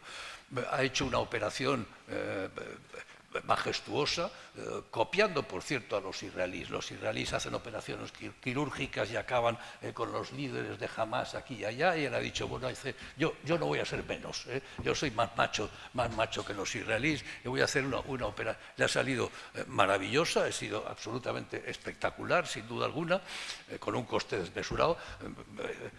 Florentino mencionaba todas las naves que había ahí alrededor. Solamente en el proceso de extracción había volando más de 100 aviones que estuvieron controlando unas cosas y otras. Y por lo tanto, aquello ha debido tener un coste absolutamente desmesurado. Le ha salido bien la operación, pero yo creo que en este momento ellos saben que no pueden ir mucho más allá. El único que sí que le interesa es Marco Rubio, y yo creo que le interesa fundamentalmente, primero por su formación, es cubano, y en segundo lugar porque pretende suceder a Trump en la presidencia de los Estados Unidos, y sabe que el voto latino es un voto muy, muy importante. No olvidemos que toda la política de inmigración está, digamos, poniéndole el voto latino en contra. Y estas operaciones, por el contrario, son operaciones de imagen que le pueden hacer recobrar a unos y a otros, a Trump y al propio Marco Rubio, ese voto latino que lo ha perdido. De modo que debo decir que soy muy escéptico. No sé si Carlos está de acuerdo conmigo, pero yo soy bastante escéptico sobre las posibilidades de éxito de este proyecto del presidente Trump. Totalmente. Es decir, Fernando, preguntabas, y con razón, ¿qué hacemos con los dictadores? Y la pregunta creo que va más allá, y es ¿cuál es la capacidad de la comunidad internacional para intervenir en estos supuestos? El problema es que si la solución no sale de dentro, las posibilidades de la comunidad internacional son muy limitadas. La comunidad internacional, en todo caso, puede ayudar en un proceso. Pero no basta con dar un golpe y sacar a Maduro, porque, como bien decía Emilio, las posibilidades de que esto vaya peor son enormes. Por supuesto que también puede ponerse en marcha una transición. Y en este caso uno entiende a la oposición venezolana cuando, después de haber sufrido una dictadura durante 27 años, una dictadura feroz, represiva, se agarran a un clavo ardiendo, porque es lo único que tienen. Pero no hay nada donde esté escrito que esto va a ser para mejor. Puede serlo, pero las opciones me temo que sean escasas. Y ahí la pregunta es, ¿qué hizo la comunidad o qué hicimos la comunidad internacional y la sociedad de las naciones con el castrismo o con el estalinismo? Y es verdad que la Unión Soviética tenía armas atómicas, pero bueno, pero de todas maneras la pregunta vale. Sobre tu primera pregunta sobre la transición en Venezuela, bueno, vuelvo a la anterior, es decir, es posible, pero no necesariamente seguro que sea así. De todas maneras, yo no compararía con España. Es decir, no creo que sea porque España fue un modelo de transición, pero no es el único modelo de transición. Tú decías, ¿se puede iniciar una transición a partir de una banda de ladrones y asesinos? Sí, se puede. Mira en Argentina, después de las Malvinas. Los militares eran una banda precisamente de ladrones y asesinos, y ahora, el próximo 24 de marzo, se cumple medio siglo del golpe militar que derrocó al gobierno, comillas, democrático de Isabel Perón. Por cierto, acaba de salir un libro mío sobre el golpe militar y la dictadura en Argentina, pero eso es aparte. Entonces, hay otros modelos de donde tiene que emerger algún líder militar, algún líder político, desde dentro del régimen, que sea capaz de movilizar las fuerzas sociales y políticas que van a poner en marcha esa transición. Pero no está escrito en ningún lado, ni todavía lo vemos. Si este proceso acaba de empezar. Todos los días hay novedades, todos los días hay cambios profundos. De momento no emerge nadie, porque yo no me creo que ni Padrino López ni Diosdado Cabello sean ni los Rodríguez, pero hay otros. Pero, como decía Alfonso Guerra, y sobre todo esto dirigido a los militares venezolanos, el que se mueve no sale en la foto. Es decir, los militares venezolanos son proporcionalmente el grupo social y profesional más reprimido por el régimen chavista, el más. Y sobre Marco Rubio, es decir, a Marco Rubio le interesa Cuba, a Trump no. A Trump le puede interesar Venezuela, pero Cuba no tiene nada que ofrecer. En cambio, para Marco Rubio hay muchas cosas. El Wall Street Journal decía hace 3 días atrás, antes de fin de año va a haber un cambio de régimen en Cuba. Pues si se aplica el corolario Trump de Venezuela a Cuba, no va a haber en Cuba ningún cambio de régimen. No lo va a haber. Se especula con que se está negociando con algún Castro. Son una familia extensa ya. Siempre lo fueron. Pero no se sabe nada. Pero lo más probable es que si lo mismo que valió en Venezuela va a valer en Cuba, salvo Díaz-Canel, que es un inepto total, pero el régimen se va a mantener.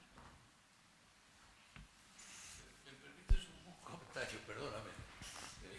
Un comentario. No, vamos a ver. Un comentario y una pregunta. Yo creo que cuando dices a Trump no le interesa Cuba, yo tengo mis dudas sobre ello, ¿no?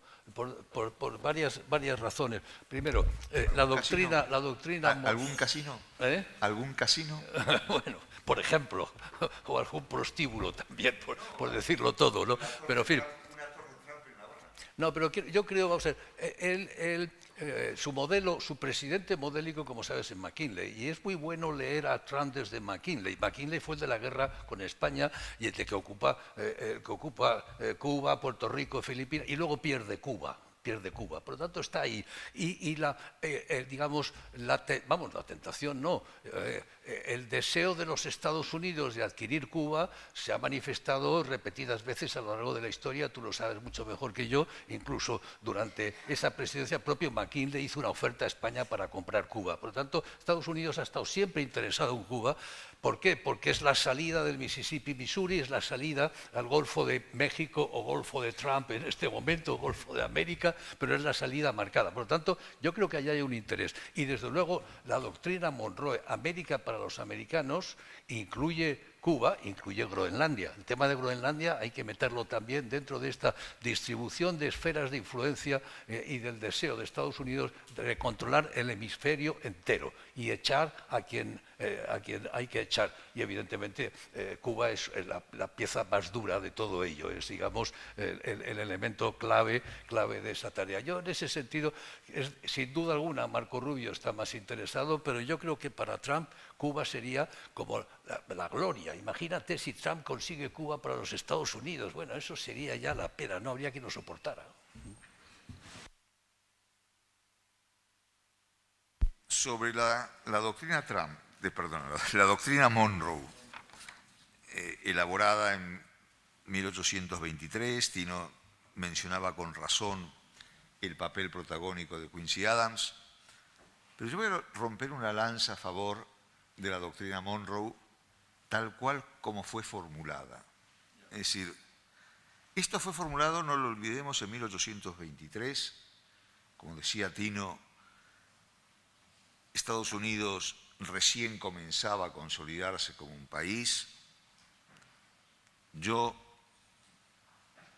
no creo en absoluto en las dotes proféticas ni de Monroe ni de ninguna persona, eso no existe.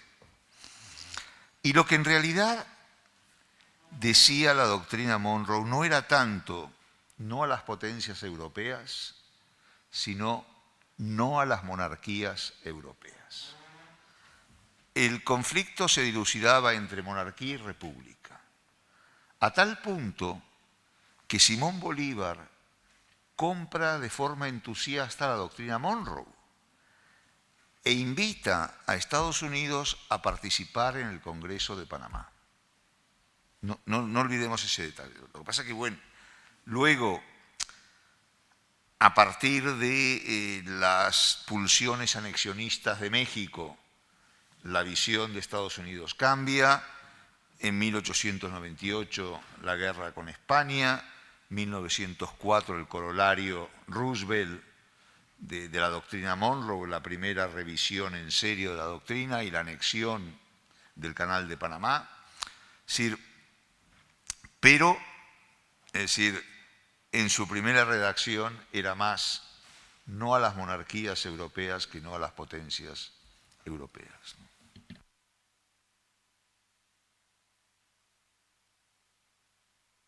Carlos, estaba disfrutando escuchándole, no me escapo. Una frase sobre el tema de la transición. Además de los regímenes colapsan. O sea, que no solamente son fuerzas externas las que, sino que al final hay un momento en que un régimen político colapsa, incluso los regímenes tan singulares como esto. Contra mí iba la pregunta del orden internacional, entiendo. O sea, el viaje hacia el pasado no es posible hoy por hoy. El gasto energético, según los matemáticos, hace inviables los túneles de gusano. Yo distinguiría aquí el orden liberal internacional de la Alianza Atlántica, que es la versión nuestra del orden liberal internacional. Yo no creo que la política de Trump tenga un respaldo mayoritario ni en la sociedad norteamericana, ni sobre todo en las élites, y dentro de las élites el Capitolio, no lo creo. Creo que el Partido Demócrata está posiblemente peor que el republicano, o sea que está desestructurado, es como un cuadro cubista, y hay que dar tiempo a que ese cuadro cubista vaya siendo más figurativo y empezamos a ver alguna figura medianamente normal. Después del triunfo de Trump y de su entrada en política se ha producido un típico efecto péndulo y son los sectores más radicales, más woke del Partido Demócrata los que están marcando el tono y hacen mucho ruido, pero llegará un momento después de las midterm, sobre todo si al Partido Demócrata le van mal las midterm, cosa que puede ocurrir, a pesar de que Trump está en caída, los demócratas no están ascendiendo. O sea, al final depende de la persona que se presenta en cada distrito. Entonces es muy posible que en 2 años, después de las midterm, veamos emerger lo que podríamos llamar los Clinton de esta época. Clinton ganó después de un periodo muy complicado del Partido Demócrata, con las locuras de McGovern y otros, y Clinton era un centrista muy sensato. Entonces es muy posible que algún gobernador demócrata sensato, que los hay unos cuantos, pueda reconducir el Partido Demócrata y por lo tanto que ganen las elecciones, que hoy por hoy no está nada claro. Yo creo que los valores en ambas orillas del Atlántico son los mismos y que los intereses son los mismos. Que por tanto lo lógico es que nos volvamos a entender, y subrayo volver. El acuerdo, el Old Deal, está muerto, ¿no? La Alianza Atlántica está muerta, pero muerta. Pero eso no quiere decir que con los restos normativos que nos quedan, nadie ha denunciado el Tratado de Washington, aunque no está ya siendo aplicado. Pero creo que es muy posible reconstruir el vínculo y ya con una perspectiva mucho más global y menos regional, empezar a pensar que podemos hacer cosas juntos. Porque la política de Trump, desde mi punto de vista, y esto es muy discutible, atenta contra los intereses de Estados Unidos, tanto económicos como diplomáticos. En esta vida no se puede ir solo y no se puede ser prepotente ni siendo Estados Unidos. Lo que está haciendo Trump es empujar al espacio latinoamericano, el espacio europeo y el espacio del sudeste asiático hacia la equidistancia, y eso beneficia a China. Trump es el mejor embajador que ha tenido Xi Jinping en la vida. Él parece no enterarse, pero los demás nos damos cuenta. Y vemos de pronto al premier canadiense, que es un señor de orden, que ha sido 7 años gobernador del Banco Central, que es, vamos, es complicado encontrar a alguien más de orden que el señor Matt Kearney, un tipo muy sensato. Lo ves yendo a China después de ese discurso en Davos, que es un discurso para leer varias veces, porque se le entiende todo y no deja dudas sobre lo que es la quiebra de un matrimonio, ¿no? Estamos viendo cómo el canciller alemán, el premier británico, están yendo a China con una mentalidad distinta. China es una amenaza para nosotros, lo sabe Kearney, lo sabe el canciller alemán, lo sabe el premier británico, pero tenemos que buscar equilibrios porque Estados Unidos ya no es un aliado, es un rival. ¿Por cuánto tiempo? No tengo ni idea, pero lo que sé es que hoy es un rival y de mal gusto.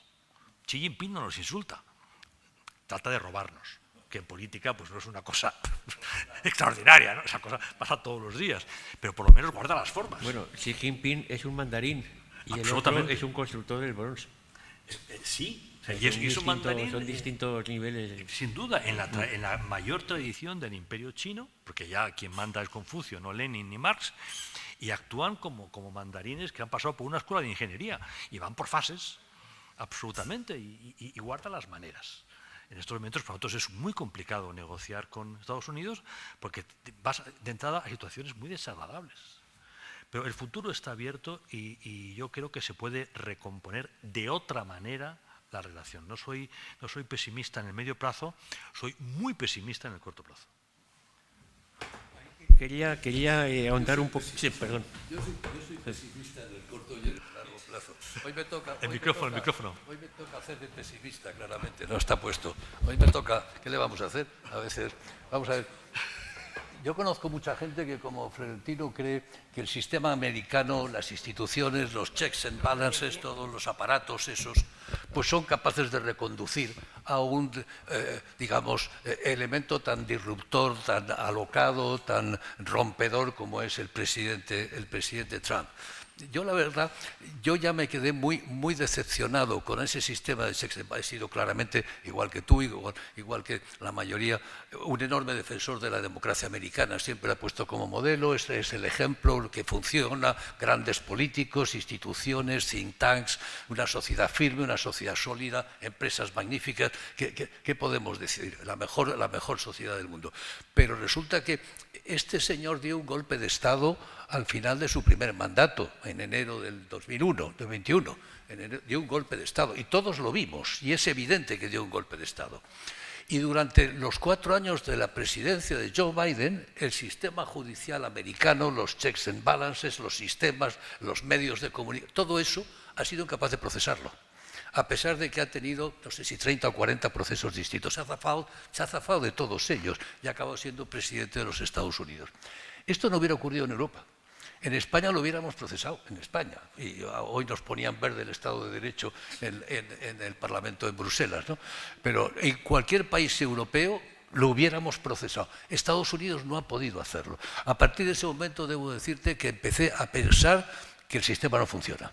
Y sigo pensándolo, porque en este momento es un tipo que controla al Departamento de Justicia, que persigue a quienes le procesaron a él y los persigue, que ha depurado a los militares. Es un hombre, bueno, es un César, es un emperador, es decir, gobierna a través de órdenes ejecutivas constantemente, no le da cuenta al Congreso o al Senado, declara la guerra porque toma la decisión una noche, gobierna a base de tweets que salen por la noche, que se le ocurren de madrugada, y a la mañana siguiente el equipo de vasallos que tiene alrededor suyo dice, no, el comandante en jefe ha dicho, tenemos que hacerlo, y salen corriendo a complacer al comandante en jefe. Es decir, el deterioro que está causando en el sistema americano es enorme. Y la gente que viene de ahí te dice, no, es que los americanos en este momento no se atreven a hablar.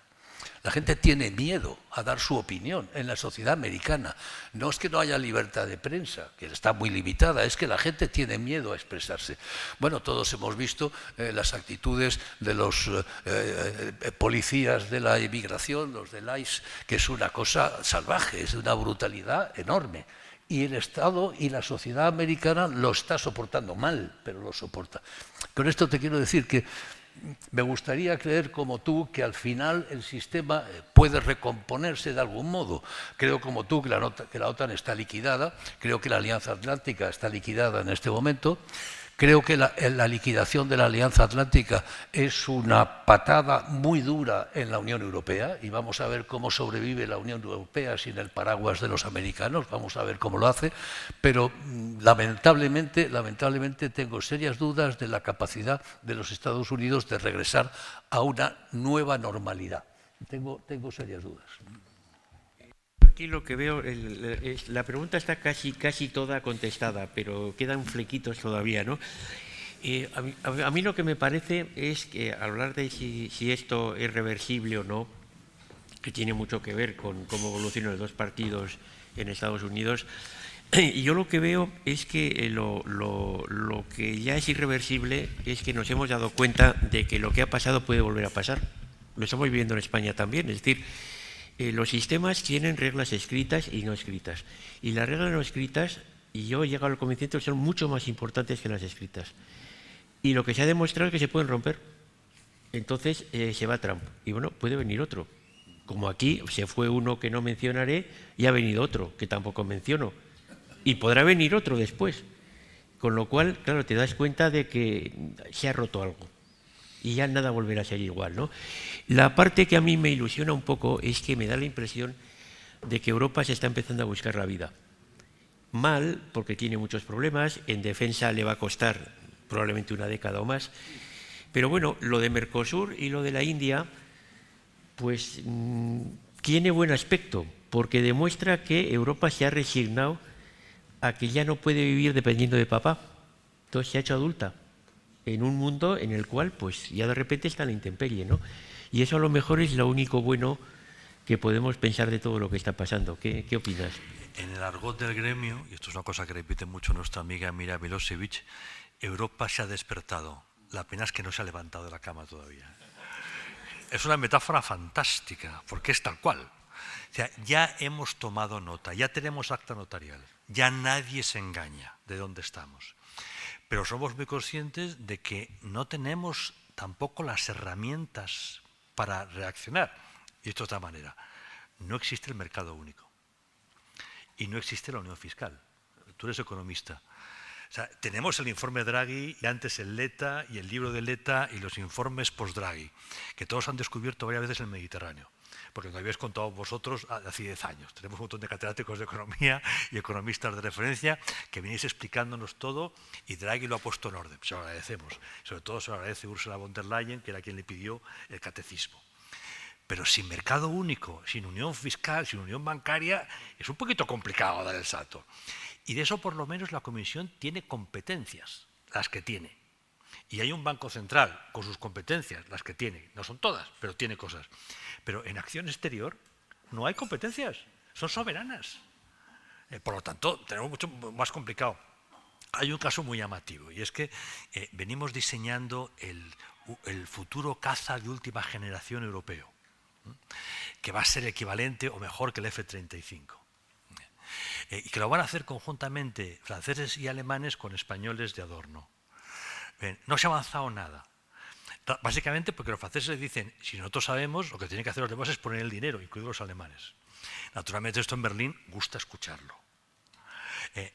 Ese acuerdo puede acabar fatal y nos quedemos sin ese caza. Pero hoy ya Financial Times nos decía que Alemania ha iniciado, por su cuenta, la creación de un sistema de antimisiles. Es decir, Guerra de las Galaxias, para entendernos, que tiene una tecnología extraordinaria para competir con Estados Unidos y con China. Alemania. Que Alemania está en contacto con instituciones europeas. Sí, está en contacto. Alemania. La primera potencia con ingenieros de sobra y con factorías a medio gas. Y con capacidad de endeudamiento, porque han roto el techo establecido por la Constitución de una deuda de en torno al 60% y el margen del 60 al 100 sobre el PIB alemán es una barbaridad. Es decir, que ellos tienen músculo y tienen los ingenieros y tienen las fábricas. El tema más delicado de defensa, el de verdad, el que no se habla mucho porque da vértigo. Europa no tendrá capacidad de defensa ni respecto de un país cualquiera como Rusia si no tiene arma nuclear. O la tiene la Unión, y eso no es posible porque no hay marco jurídico político, o en breve lo tendrá Polonia, porque lo necesita. Alemania está entre Polonia y Francia. ¿Se va a quedar Alemania callada entre Polonia y Francia sin arma nuclear? El 28% de los votantes alemanes va a votar a Alianza por Alemania. Y hay un 10% que votan a los dos partidos de extrema izquierda, 38%. Alemania con arma nuclear y con ese segmento de votantes. Eso quiere decir que se acabó la Unión Europea. Entonces, o somos capaces de marcar ritmo a los cambios que hay que hacer y que sea la Unión Europea la que tome de verdad el liderazgo de la defensa, o si no, van a ser los Estados, porque lo necesitan. Polonia no puede permitirse el lujo de no tener arma nuclear. O sea, póngase en el caso de un polaco. O sea, no es un problema. O sea, Polonia es frontera de quién es. Y no tiene geografía para defenderse. Y todos sabemos a qué está jugando Rusia. Por tanto, los polacos están en ello. Sabemos que están en ello, porque en privado nos lo dicen. Y sabemos que los alemanes están en ello, porque nos lo dicen en privado. Naturalmente esto no se hace en discursos públicos. Pero hay que dar respuesta, porque el único argumento por el cual Rusia, que es un estado desastroso, es una amenaza para nosotros, y así lo reconocemos, es que tiene armas nucleares y disposición a usarlas, sobre todo las tácticas, las de teatro. Así que la pelota está en nuestro campo. Tenemos el informe Draghi, hemos tomado nota de que Estados Unidos se ha despedido de nosotros de manera grosera, hay formas de romper, y la que ha seguido Trump no es la más elegante. La pelota está en nuestro campo, hay que actuar. Y lo más urgente es el mercado único. Eso daría para otra charla más, y a lo mejor podríamos convertir esto en un ciclo de mesas redondas, ¿no? Pero sin mercado único. Lo de los alemanes con la bomba atómica, yo siempre recuerdo el chiste que decía que los niños alemanes les das un Mecano y te hacen un tanque, ¿no? O sea, siempre suscita ciertos temores sobre el pasado. Bueno, vamos a... La suerte es que no sabemos si las armas nucleares rusas funcionan o no. Esa es otra, sí. Vamos a dar la palabra a los presentes, y por ahí había ya una petición de palabra.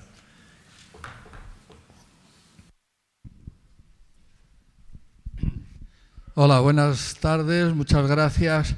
Muchísimas gracias a los ponentes que han hecho una exposición magnífica.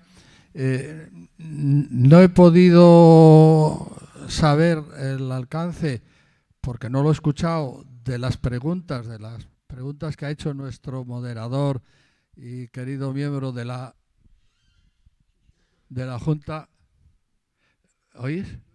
¿Se me oye bien? Gracias.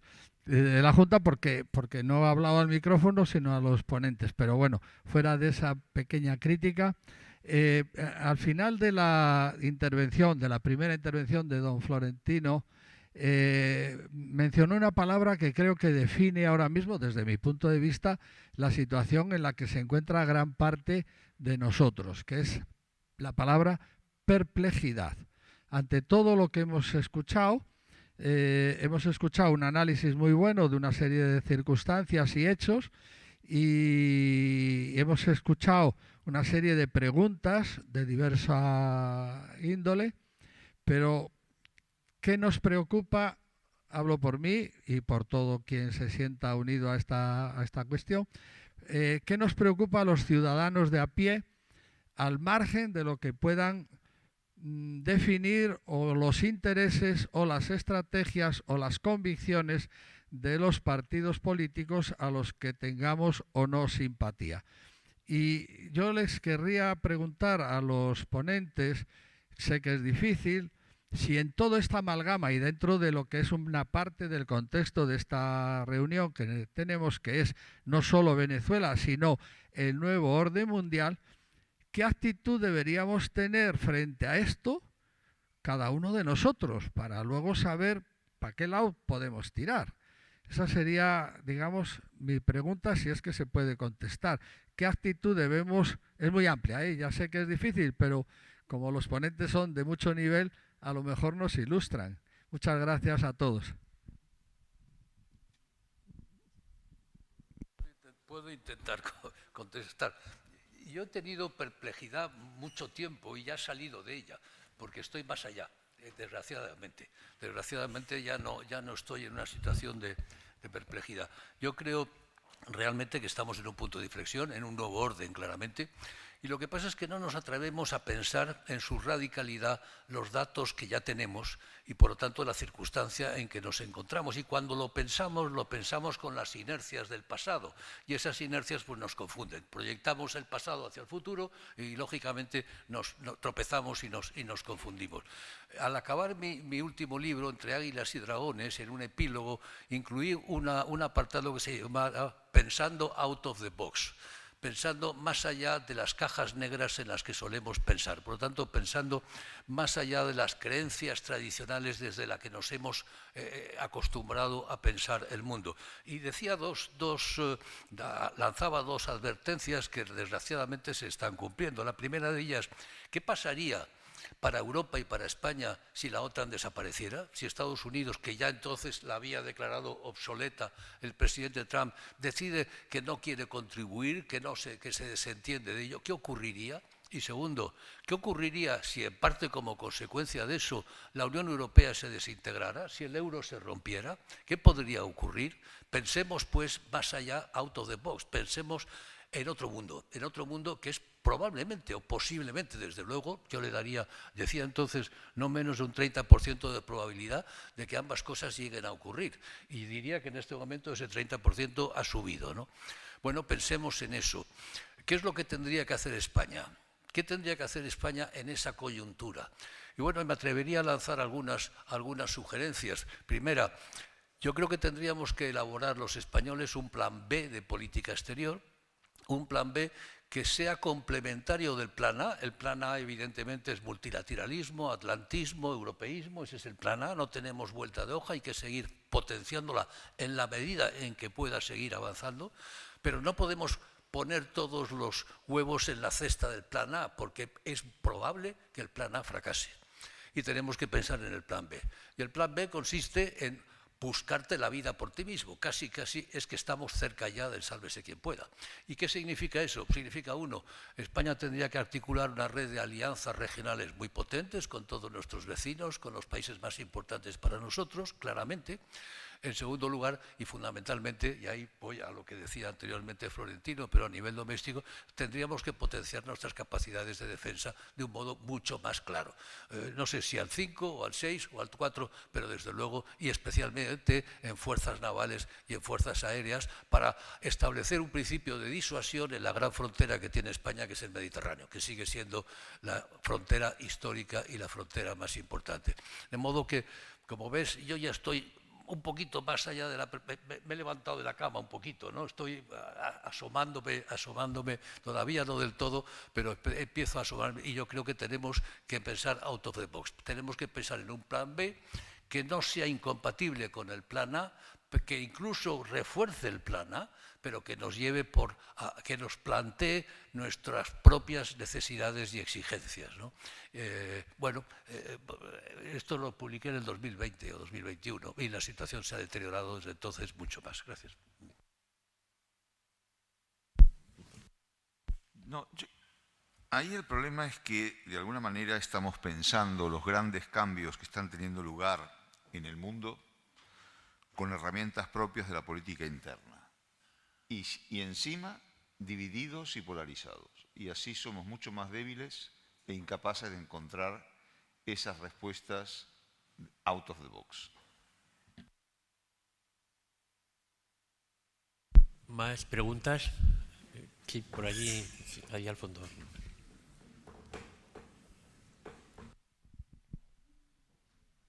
Hola, ¿me escuchan? ¿Sí? Soy José Oreja, soy venezolano, soy fui fundador y presidente de la Asociación Venezolana de la Universidad de Harvard. Les agradezco muchísimo que tengan esta discusión en el club. Creo que es importante que España le preste atención a Hispanoamérica. Creo que ustedes abrieron la conferencia diciendo algo muy cierto, que es que Estados Unidos ha olvidado a su patio trasero, que es Latinoamérica. Pero yo creo que España también ha olvidado a Hispanoamérica, y este es un momento de oportunidad para acercar lazos y tejer lazos que están rotos. Creo que si hay algo que puedo mencionar es que la operación militar que sacó del poder a Nicolás Maduro tomó solamente 2 horas. Hubo solamente militares heridos en Venezuela, me refiero a militares estadounidenses, y eso demostró el poder militar que tienen los Estados Unidos contra un país que tenía defensas proveídas por Irán, Rusia, China, etc. Venezuela no estaba desarmada, Venezuela tenía capacidad de respuesta aérea, y esa respuesta aérea no fue utilizada porque los Estados Unidos lograron inhabilitarla desde antes por vía de inteligencia militar, y al mismo tiempo durante, utilizando pues aparatos militares que desactivaron las que sí se intentaron utilizar. Y el aprendizaje de eso para mí es que hace falta más tamaño. Si eres del tamaño de Venezuela, que no es muy lejos de ser del tamaño de España, un país como Estados Unidos te puede pasar el switch y apagarte en 2 horas. Ese es el mensaje. Por eso ustedes, los españoles, que bueno, yo también resulto ser español, pero siento que España y Europa necesita mantenerse unida, porque justamente la existencia de un gobierno que esté regionalmente distribuido en una extensión de tierra larga es una ventaja estratégica para evitar que te pasen el switch y en 2 horas estés apagado. Ese es mi primer mensaje. Respecto a lo que están conversando sobre Delcy, sobre Trump, etc., yo creo que Delcy es una persona que en efecto, y de nuevo esto es solamente la opinión de un venezolano, no estoy más calificado que otros venezolanos para dar esta opinión, pero creo que en efecto Delcy no controla todas las estructuras del poder. El poder en Venezuela no es jerárquico, está segmentado, está compartimentalizado, de modo tal que el mejor approach que puede tener los Estados Unidos es ir apagando cada uno de esos compartimientos. Yo creo, comparto el mensaje que la cabeza de Delcy huele a pólvora. No creo que le queden más de 3 meses a Delcy, sea que salga por vía de un tiro en la cabeza o que salga por una segunda extracción de parte de los Estados Unidos. Y eso va a ser importante, la renovación de la cabeza chavista que permanece, porque ahí los switches se tienen que ir pasando uno a uno. Ya no existe un solo switch como se hizo con Maduro. Ahorita hay que pasar switches más pequeños. Entonces hay que ir desactivando estructuras del poder uno a uno.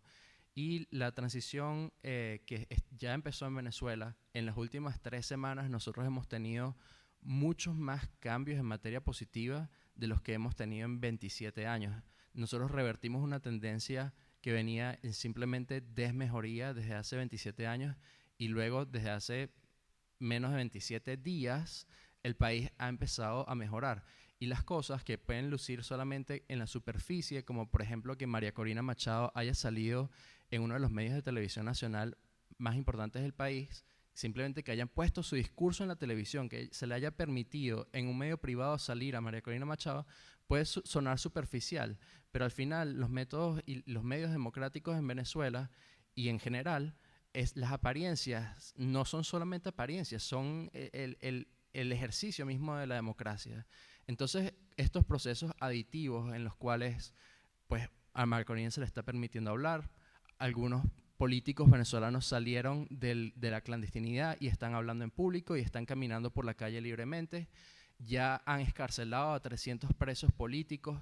Todas estas cosas empiezan a sumarse, y lo que yo he visto y lo que he sentido como venezolano es que en los últimos 3 semanas hemos tenido un debilitamiento profundo del régimen chavista en Venezuela, que todavía tiene mucha fuerza, pero solamente es una fuerza relativa porque la población venezolana está desarmada, porque la población venezolana tiene décadas de abandono, desnutrición inclusive, etcétera, etcétera, etcétera.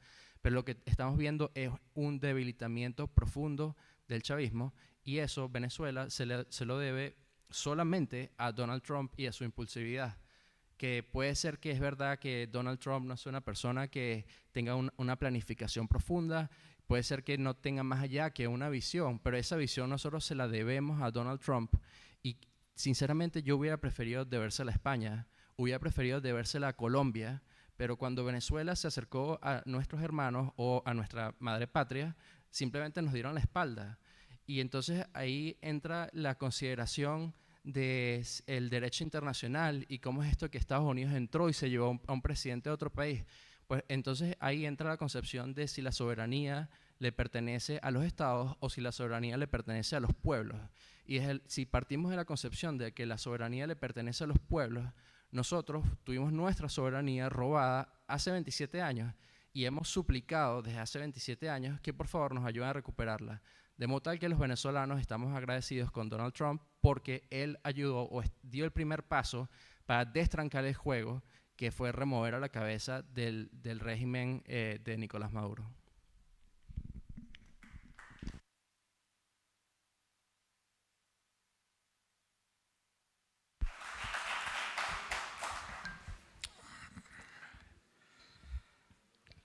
Varias cuestiones sobre lo que has planteado. En primer lugar, si España se ha olvidado de América Latina.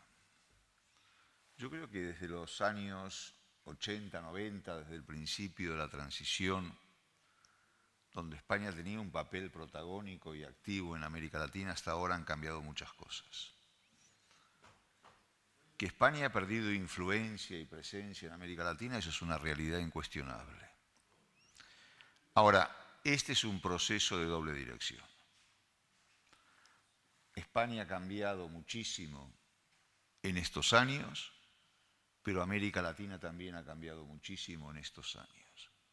Es decir, aquí no es una cuestión de si quiero más a papá o quiero más a mamá, sino que es una cuestión en la cual hay procesos que interactúan y que marcan un tema. Y es verdad que, por ejemplo, durante muchos años las relaciones políticas, no diplomáticas, las políticas, entre España y América Latina las tenían los dos grandes partidos políticos, el Partido Popular y el Partido Socialista. Por un lado, se ha producido el deterioro del bipartidismo en España. Al mismo tiempo, la crisis de 2008 que llevó a los partidos españoles a mirar más hacia adentro que hacia afuera. Pero simultáneamente, los partidos hermanos del PP y del PSOE en América Latina han desaparecido prácticamente todos. Es decir, los sistemas de partidos tradicionales en América Latina, salvo casos excepcionales como Uruguay, se han dinamitado, han desaparecido. Ahora bien, lo curioso del caso es que esa relación política hoy está más en manos de partidos que están en los extremos que en el centro. Si hay un protagonismo activo de Vox, por un lado, y de Podemos y Sumar por el otro. Ojalá tengas razón en que las cosas están empezando a cambiar. Lo firmo ya, te apoyo ya. Hago lo que hay que hacer, escribo lo que hay que escribir. Pero, de momento, y yo entiendo, y lo dije antes, que dado lo ocurrido, los venezolanos están agarrando un clavo ardiendo y Trump es ese clavo ardiendo. Pero de momento los presos se están liberando a cuentagotas. De momento no hay posibilidad de que los dirigentes políticos exiliados retornen a su país, ni de que, y que lo hagan libremente, por supuesto, sin que su vida corra peligro, ni que la población que salió emigrada también tenga las condiciones para volver. De momento, la libertad de expresión, de prensa y de manifestación brilla por su ausencia. Y de momento, los miles de asesores cubanos que tanto tienen que ver con la represión siguen ahí.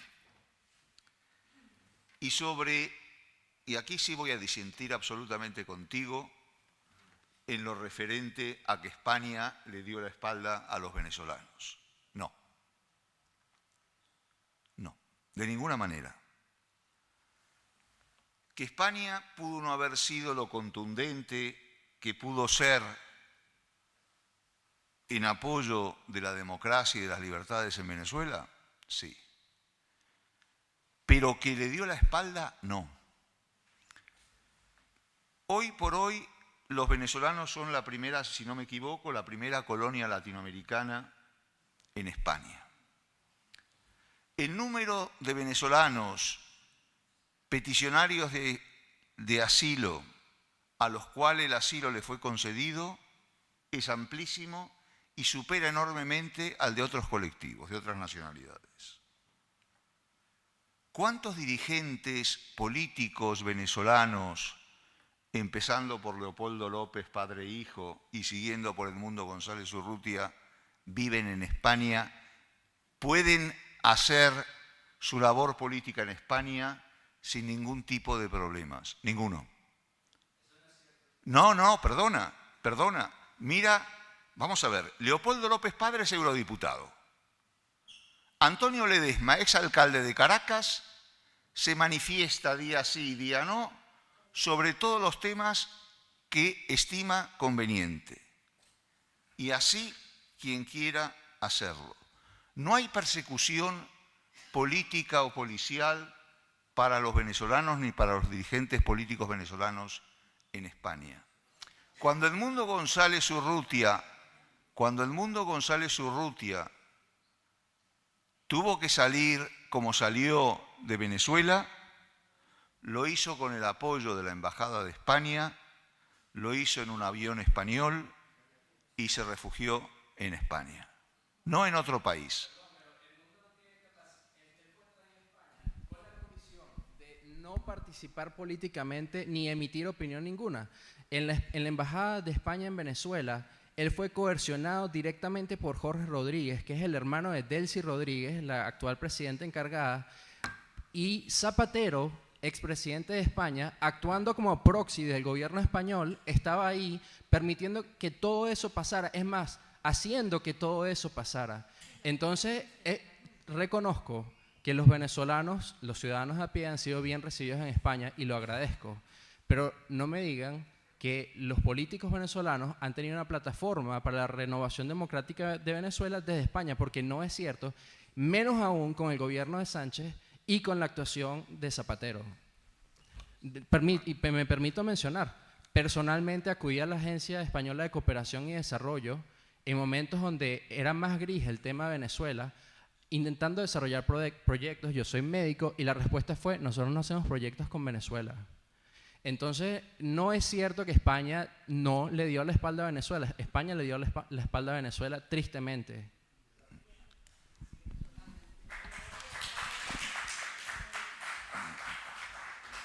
Si así fuera, primero, España no es igual al gobierno español.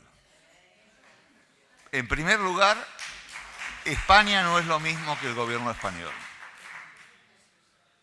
Segundo lugar, el tema venezolano, no hay que olvidarlo, se ha convertido en un tema de debate hispano-español.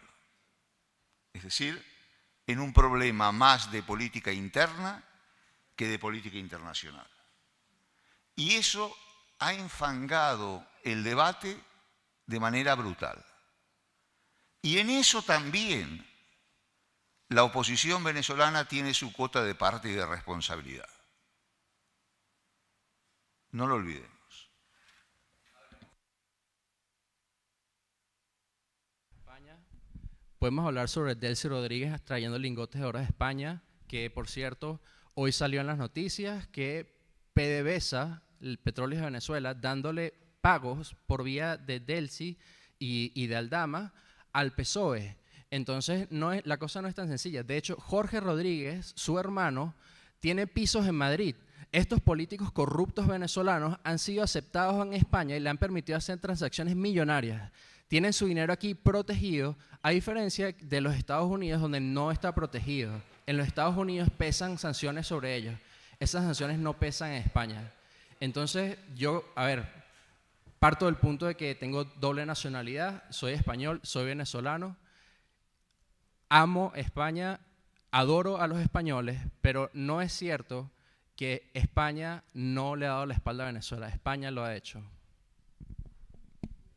Ahora me toca mediar, ¿no?, un poco en este debate. Ahora, yo creo que la política exterior española en relación con América Latina, es singularmente Venezuela, pero no solo Venezuela, la política exterior española se ha bifurcado y podemos decir que hay casi prácticamente, de hecho, dos políticas exteriores, ¿no? Una es la política exterior que está llevando el gobierno, digamos, el ministro de Asuntos Exteriores, Álvarez, que es una política alineada con la Unión Europea.